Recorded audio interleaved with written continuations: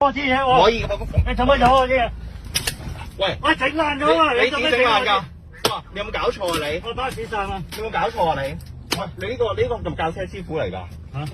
喂，我真係報警㗎，真係你咁樣教學生嘅喂，咩？搶我嘢喎！而家你搶我嘢喎！你代堂唔係冇問題嘅，即係我覺得你代堂冇問題嘅，嚇！代堂冇問題。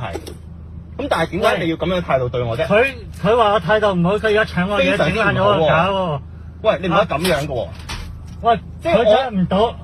喂，我學真係唔係好耐。孔聖堂我喺巴士站出邊。即係你咁樣點可以咁樣教學生咧？即係個個人咁樣教㗎？喂，我唔考冇所謂啊！我唔真係唔考冇所謂㗎。其實我真係唔需要考車㗎。我需要考車咩？冇所謂，我真係冇所謂㗎。同學，你唔好同我叫我同學先。好，你叫乜名？嗱，我叫冇問題嘅。係啦，我姓，我叫。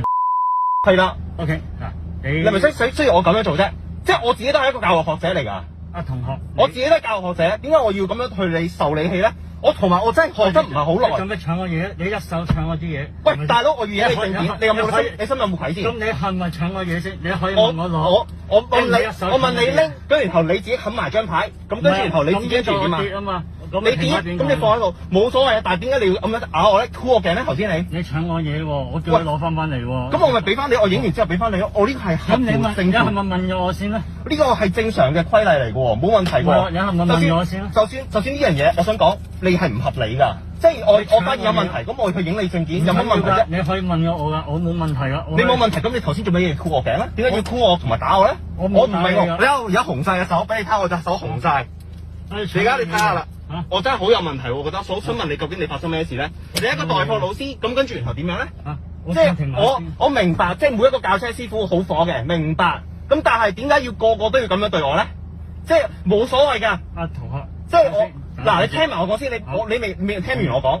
即係我自己學咗一堂，同你上咗唔夠5分鐘，你就要人身攻擊我，冇問題，我忍咯。點解我要咁樣同你對啫？喂，佢搶我個架，冇，即係點解要咁樣做啫？落嚟，即係師傅佢都已經教咗唔係好耐㗎。係點樣？唔好猛先咯。